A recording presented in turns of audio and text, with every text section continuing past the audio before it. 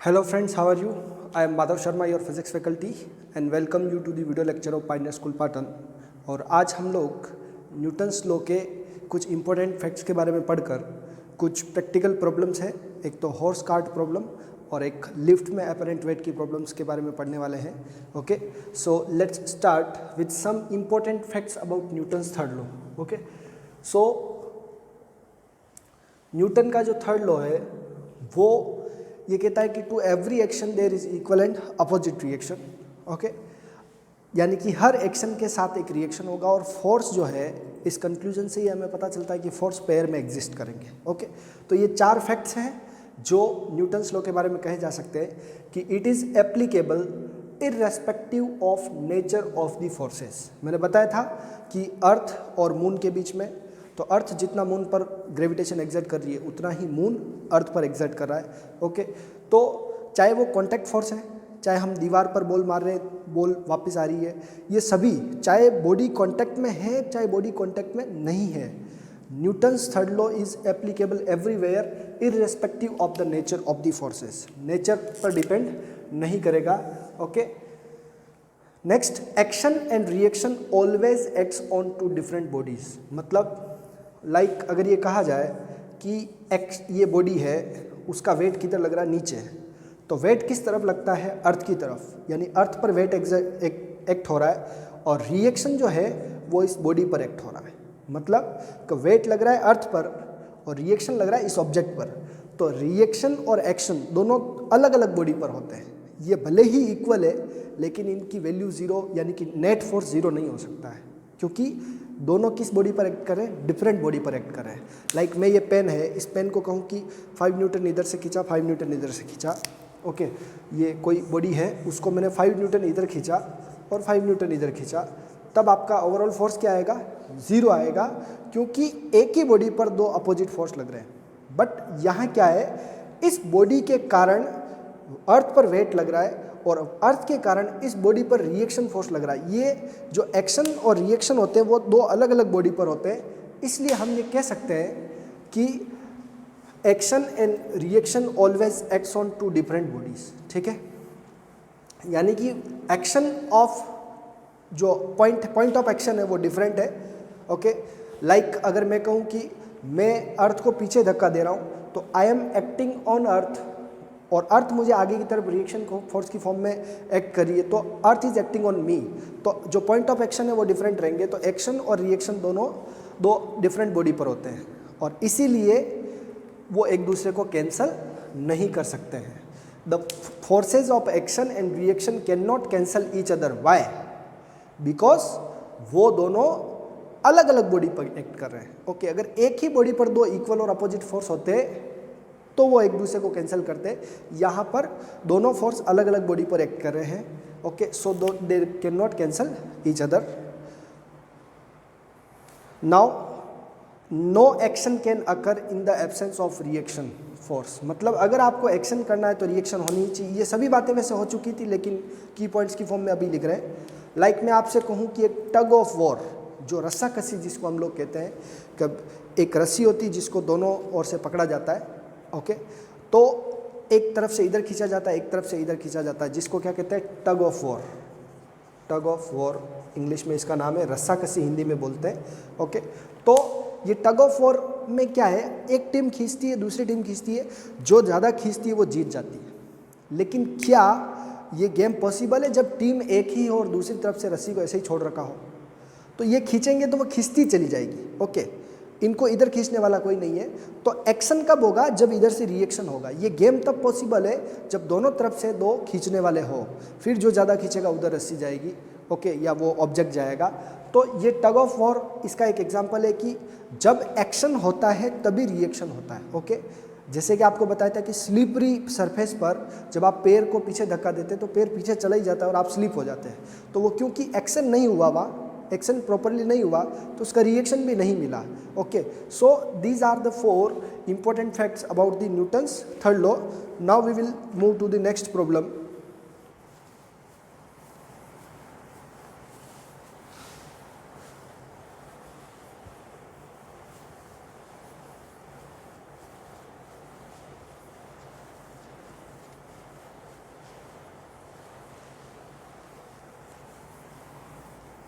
And the name of the problem is a theoretical concept about horse and cart problem.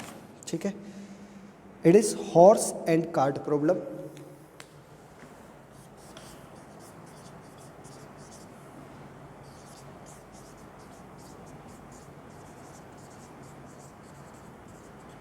घोड़ा जब किसी गाड़ी को खींचता है, ओके, कहीं रॉयल प्लेसेस पे जब आप लोग घूमने जाते होंगे तब आपको घोड़ा गाड़ी मिलती है, ओके, तांगा जिसको हम लोग कहते हैं, ओके, जो वो रथ टाइप होता है, ओके, जिसमें बैठने का, तो उसके साथ क्या होता है, एक पार्ट अटैच होता है घोड़े के साथ, ओके। तो घोड़े को दो काम करने हैं, एक तो उस कार्ट को खींचना है और एक खुद के मांस को भी खींचना है, ओके, यानी कि खुद को भी आगे ले जाना है, उस कार्ट को भी ले जाना है, okay. So horse and cart problem में हम लोग एक और फैक्ट कंसिडर करते हैं कि यहाँ पर फ्रिक्शन भी है, सरफेस पर क्या है, फ्रिक्शन भी है, ओके। सो जैसे हम लोग के पैर थोड़े तिरछे होते हैं, न्यूटन थर्ड लॉ में बताया था कि पैर थोड़ा टेढ़ा हिट करता है तब हॉरिजॉन्टल के अलोंग हम वॉक करते हैं, ओके। तो लाइक ये हमारे पास एक कार्ट है,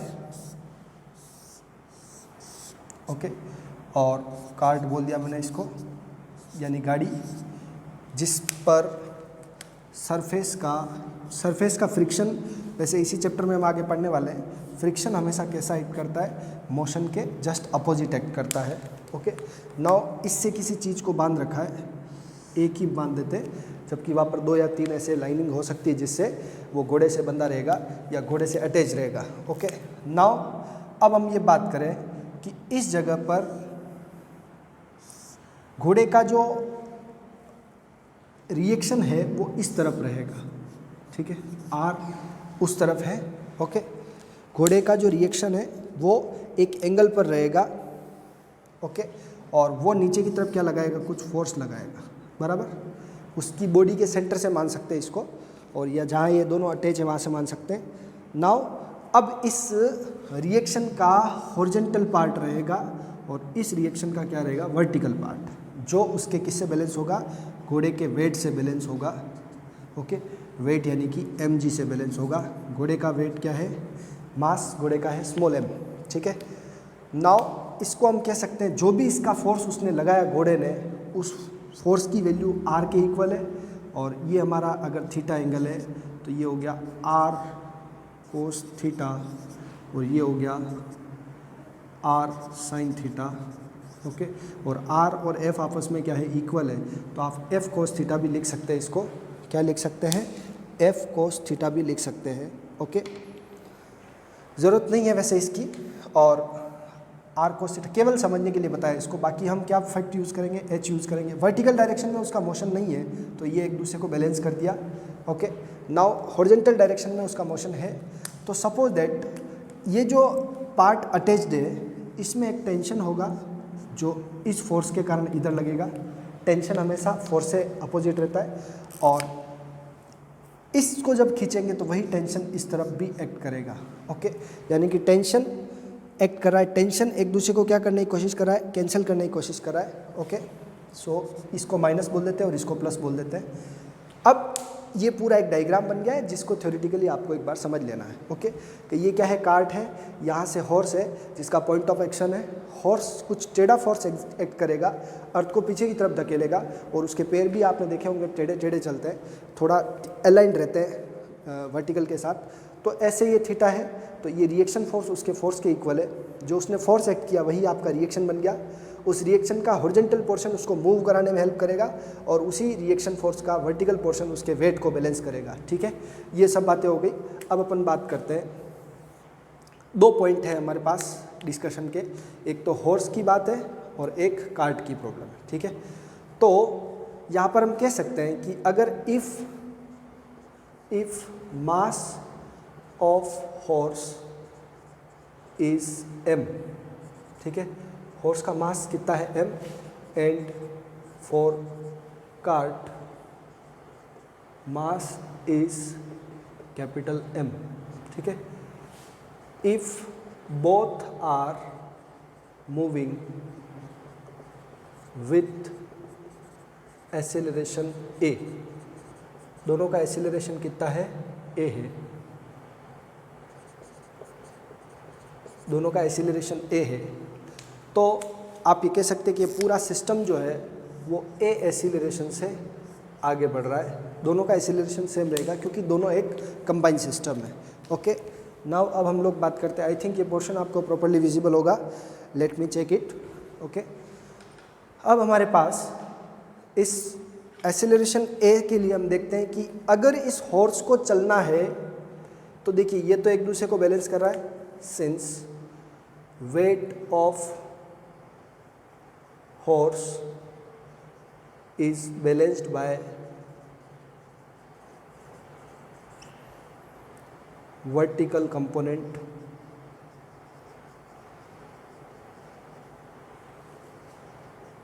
ऑफ फोर्स एक्सर्टेड। जो भी उसने फोर्स लगाया उसके वर्टिकल कंपोनेंट से, तो हम ये कह सकते हैं कि V इक्वल्स टू W। ये इक्वेशन 1 हो गई जो हमारे कोई काम की नहीं है। Okay, now second, horse moves due to H component, ठीक है, हॉरिजॉन्टल कंपोनेंट। सो हम ये कह सकते हैं कि H जो है वो T से बड़ा होगा, तो हॉर्स मूव्स व्हेन जो H है वो ग्रेटर देन क्या होगा, T होगा। ओके, तो हॉर्स कब मूव होगा, जब इस H की वैल्यू इस T से बड़ी होगी। तो वी कैन से कि H minus T is equals to ma। Okay, ये उसकी इक्वेशन सेकंड हो गई। ये इक्वेशन हमारे काम की नहीं रहेगी क्योंकि ये बैलेंस हो रहा है और वर्टिकल डायरेक्शन में कोई मोशन नहीं है। H minus T is equals to ma।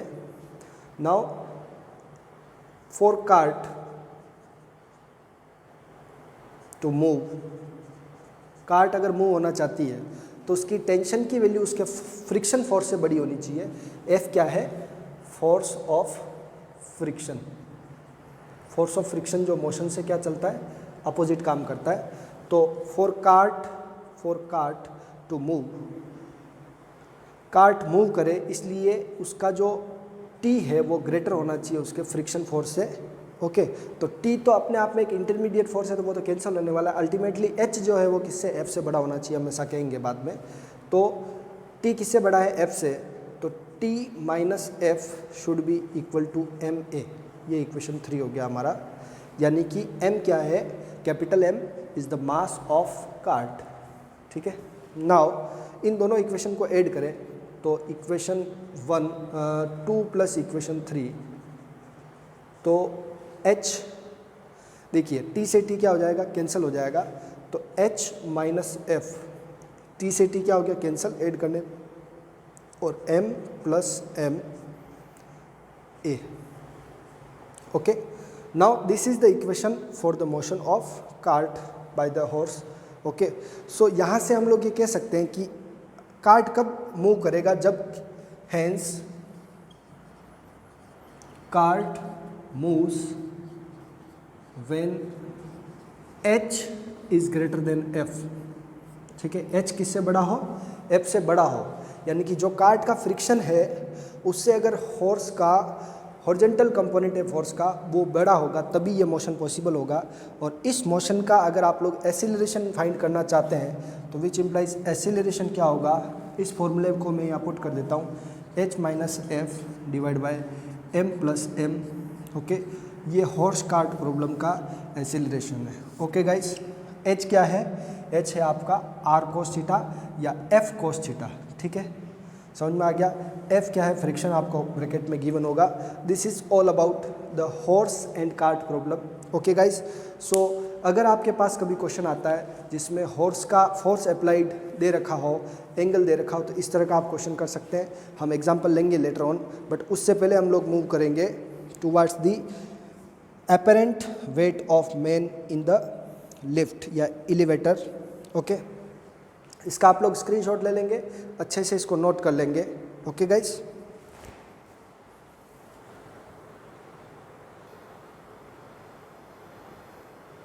So guys further topic पर चलते हैं हम लोग, जो है apparent weight of a man in a lift. Okay, इसको क्लियर कर लेते हैं इस पोर्शन को।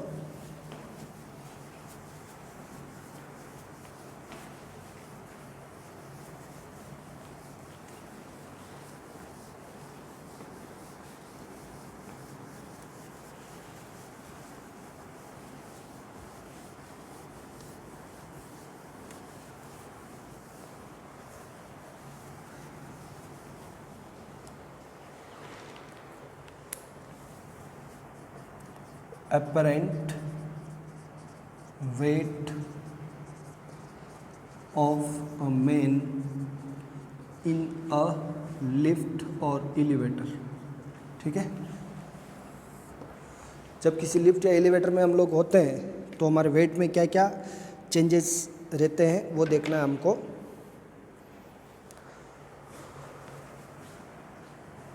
देखिए गाइस, इसको मैं पहले डायग्रामेटिकली आपको समझाऊंगा कि आपका वेट जो होता है वो आपके रिएक्शन फोर्स के इक्वल होता है। ओके, वेट किसके इक्वल होता है? रिएक्शन फोर्स के इक्वल। और वेट को हम लोग क्या लिखते हैं? mg लिखते हैं। बट देखिए, जब आप किसी सरफेस में और वो सरफेस भी मूव हो रहा है तो यहाँ पर मैं 3 डायग्राम ड्रॉ करूँगा कि फर्स्ट जब ये एलिवेटर है, ओके, और ये एलिवेटर में जो पर्सन खड़ा है उसका जो रिएक्शन फोर्स है वो किस तरफ है? ऊपर है। इसका वेट किधर है? नीचे की तरफ है। ओके, और ये ऊपर की तरफ जा रहा है, तब हमारे पास क्या होगा? First case. ओके, और सेकंड केस, ये फर्स्ट केस है। ओके, सेकंड केस जब यही elevator, the same elevator in which a person is standing, okay, the same person is standing over there and his reaction force is like this, okay, and weight is like this, but he is moving downward। किस तरफ जा रहा है? नीचे की तरफ जा रहा है। ओके, नाउ ये आपका फर्स्ट केस है, ये आपका सेकंड केस है, और थर्ड केस जो हम लेते हैं वो ऐसा है जिसमें वो ज़ीरो एक्सीलरेशन से मूव कर रहा है। ओके, और यही पर्सन ज़ीरो एक्सीलरेशन से जब मूव करेगा तो यानी कि ज़ीरो एक्सीलरेशन कब हो सकता है? जब वो कांस्टेंट वेलोसिटी से मूव करता है, तब आपका आर किसके इक्वल होगा? एग्जैक्टली mg के इक्वल होगा। ये तीनों लिफ्ट की जो कंडीशन है वो मैंने बना दी है। ओके, तो आप देख रहे होंगे कि आर जो है वो इसमें थोड़ा ज़्यादा दिख रहा है, इसमें थोड़ा कम, और इसमें इंटरमीडिएट दिखेगा। ओके, समझ में आ गया आप लोगों को? नाउ ये फर्स्ट, सेकंड और ये थर्ड केस है। नाउ अब इन तीनों केस को हम लोग देखते हैं कि if the mass of a person is m, मास तो हमेशा सेम रहेगा, कांस्टेंट रहेगा, वो m ही रहेगा, and it's reaction force is r, then अब हम अलग अलग केस के बारे में देख लेते हैं कि अलग अलग केस में क्या होने वाला है। ओके गाइस, ये तीनों लिफ्ट के केस बना रखे आप लोगों को। सेम लिफ्ट है, सेम साइज है, साइज में जो डिफरेंस अगर आपको वर्चुअली दिख रहा है तो उसको नेग्लेक्ट कर देंगे आप लोग, और mg भी वो क्या है? हमेशा वही रहने वाला है। ओके, mg की वैल्यू में चेंज नहीं आने वाला है, बट ओवरऑल जो वेट होता है वो किसके इक्वल होता है? रिएक्शन के इक्वल होता है। Okay guys, so first case लेते हैं हम लोग, when the lift is moving upward with acceleration. तो when lift is moving upward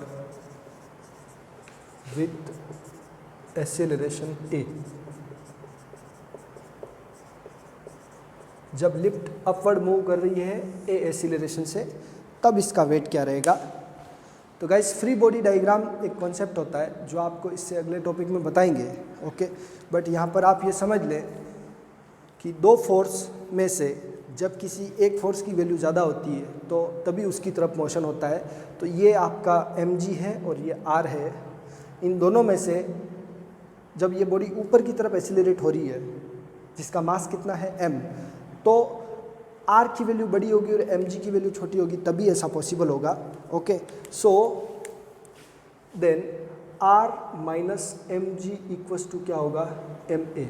okay, ये फोर्स के इफेक्ट की वजह से हुआ कि इन दोनों फोर्स के डिफरेंस के इक्वल इसका मास इंटू एक्सीलरेशन होगा, नेट फोर्स होगा। So which implies r equals to होगा, इसको उधर भेज देंगे तो ma प्लस mg। ओके, ये हो गया r equals to m common और a प्लस g तो आप ये कह सकते हैं कि उसका वेट है वो इंक्रीज हो जाएगा। वेट किसके इक्वल होता है? रिएक्शन के। So weight increases.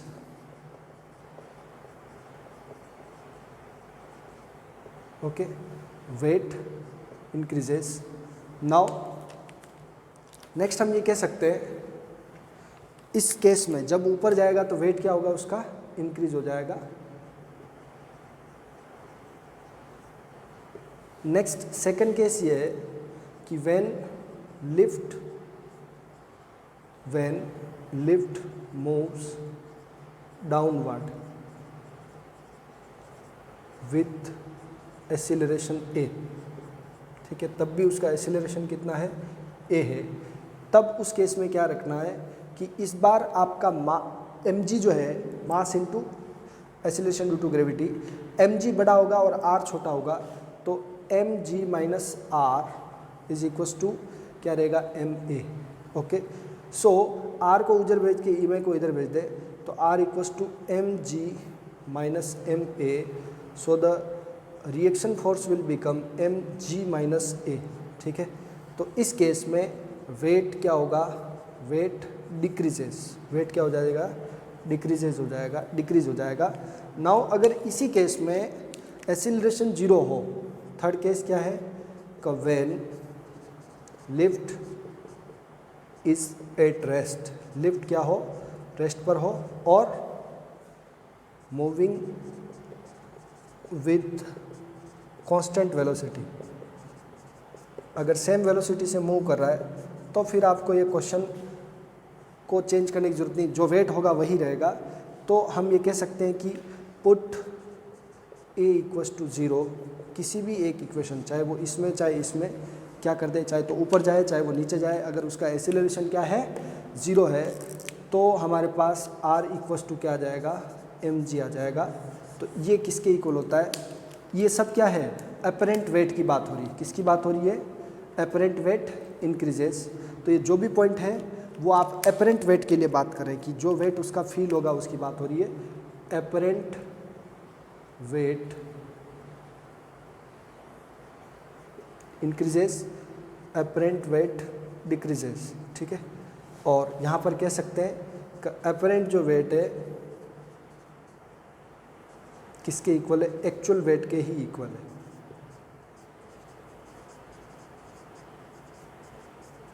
नाउ अब लास्ट केस जो है वो ये है कि अगर इन तीनों को हटा करके, इसको मैं रिमूव कर रहा हूँ यहाँ से, तीनों डायग्राम हो चुके हैं, तीनों का डिस्कशन हो चुका है। ओके, आप लोग भी मार्क कर सकते हैं।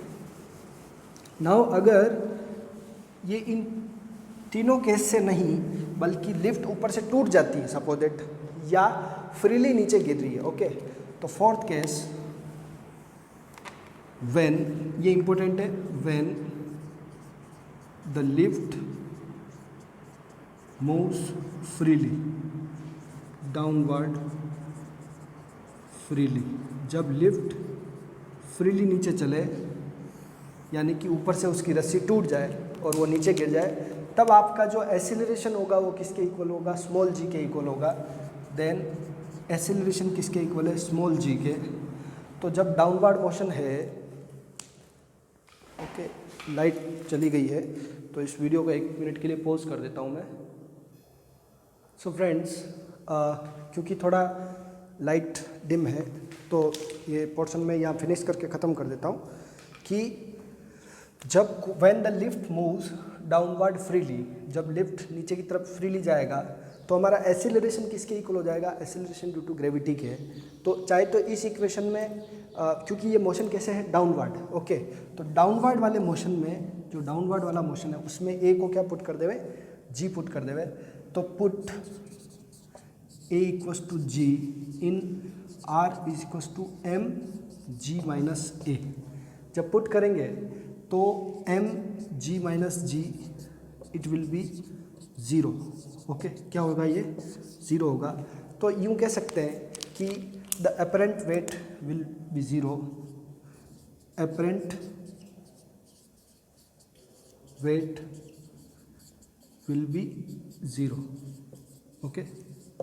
सो आप इस चीज़ को ऐसे डिस्क्राइब कर सकते हैं कि when a lift is falling freely, जब लिफ्ट फ्रीली फॉल हो रहा है तब जो मेन है लिफ्ट में वो वेटलेसनेस की कंडीशन को फिल करता है, यानी कि उसका वेट क्या रहता है, 0 रहता है। ओके, और अगर उसको किसी स्प्रिंग बैलेंस से हैंग कर रखा है किसी चीज़ को और लिफ्ट फ्रीली मूव हो रही है, तब उस केस में उसके स्प्रिंग बैलेंस पर भी रीडिंग 0 आएगी। ओके, तो दिस कंडीशन इज कॉल्ड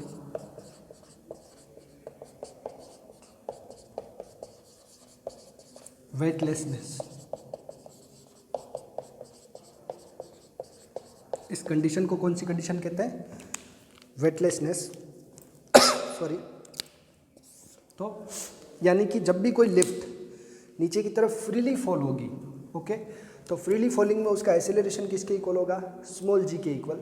और इस डाउनवर्ड वाली इक्वेशन में हम एक्सेलरेशन जो है उसको जी तो है ही ऑलरेडी, यहाँ पर ए की जगह जी पुट कर लेंगे, जी माइनस जी क्या हो जाएगा, 0, तो उसका वेट क्या हो जाएगा, 0। तो hence freely falling lift, in a freely falling lift the man will experience the 0 weight, उसका वेट क्या होगा, 0 होगा।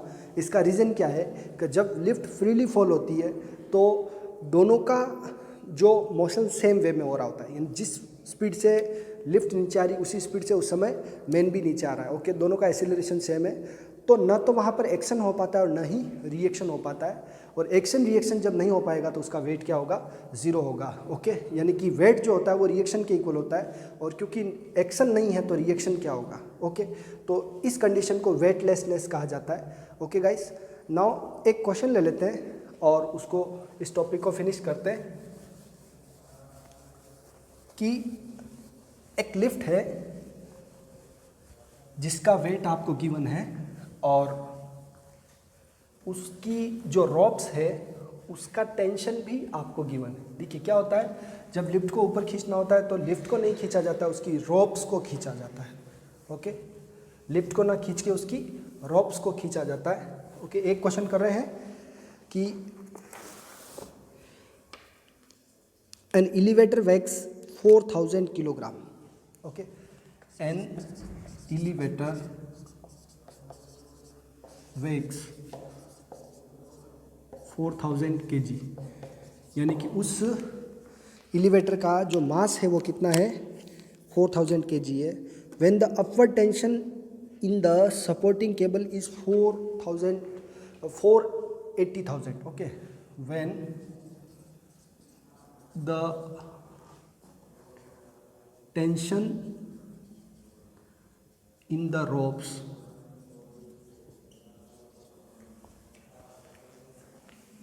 of lift या elevator in upward direction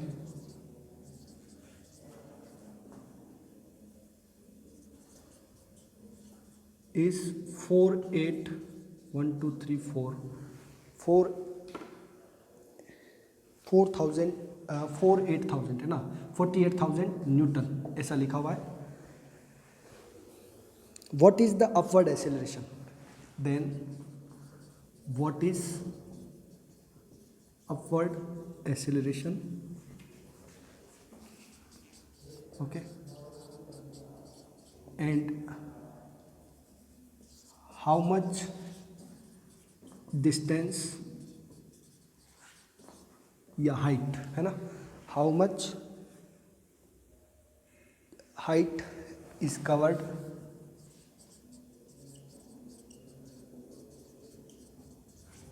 by lift in 3 second. Okay, ये क्वेश्चन है आपको प्रॉपर्ली गाइस। इसको हम ऐसा देखते हैं कि लिफ्ट है वो किस तरफ जा रही है, ऊपर की तरफ। इसका एक डायग्राम बना देते हैं हम लोग कि लिफ्ट किस तरफ जा रही है, ऊपर की तरफ। Okay, so lift is moving upward due to this tension force in the ropes. Rope का जो टेंशन फोर्स है उसकी वजह से, और ये कितना है 48,000 न्यूटन। ओके, नाउ लिफ्ट का मास किधर है, वेट किधर है, नीचे की तरफ, और ओवरऑल लिफ्ट का एक्सेलरेशन कितना है, ए अपवर्ड डायरेक्शन में। ओके, तो इस पूरी सिचुएशन को अगर रियलाइज़ करते हैं तो टी में से जब एम जी को यानी उसके वेट को माइनस करते हैं तो उसका फॉर्मूला एम में आता है। ठीक है, ओके, ये कुछ फोर्स के डायरेक्शन के ऊपर है कि टी किधर है, ऊपर है, वेट किधर है, नीचे, और ओवरऑल ये जो नेट फोर्स आया तो नेट फोर्स एम ए के इक्वल होता है। नाउ टी की वैल्यू 48,000 माइनस एम कितना है आपका 4000, ओके, मल्टीप्लाई बाय 10, जी की वैल्यू 10 ले लिया हम लोगों ने, एम 4000 मल्टीप्लाई बाय ए हमको फाइंड करना है, ओके।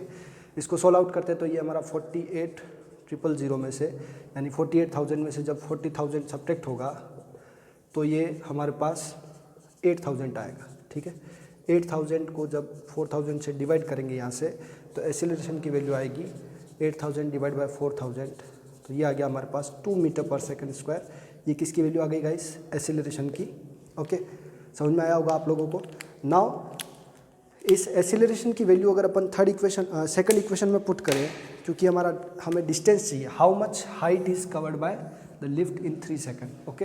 तो इनिशियल वेट उसका लिफ्ट स्टार्ट होगी तो 0 रहेगा, s equals to u t plus half AT square, ये है तो h हो गया उसकी हाइट, u 0 है, प्लस हाफ एक्सेलरेशन कितना उसका, ये एक्सेलरेशन 2 और इंटू टी स्क्वायर कितना है 3 का स्क्वायर, ओके गाइस। तो 2 से 2 कैंसिल, ये अप्रोक्स 9 मीटर की हाइट वो कवर करेगा। जब एक्सेलरेशन ड्यू टू ग्रेविटी हमने कितना लिया, 10 लिया, तब ये है, और 9.8 लेंगे तो थोड़ा डिफरेंट आ जाएगा, ओके गाइस। थोड़ा इलेक्ट्रिसिटी प्रॉब्लम में मैंने ब्राइटनेस इंक्रीज करके इस वीडियो को थोड़ा सेट किया है। आप लोग नेक्स्ट लेक्चर में मिलते हैं और क्वेश्चंस के साथ। Till then enjoy yourself.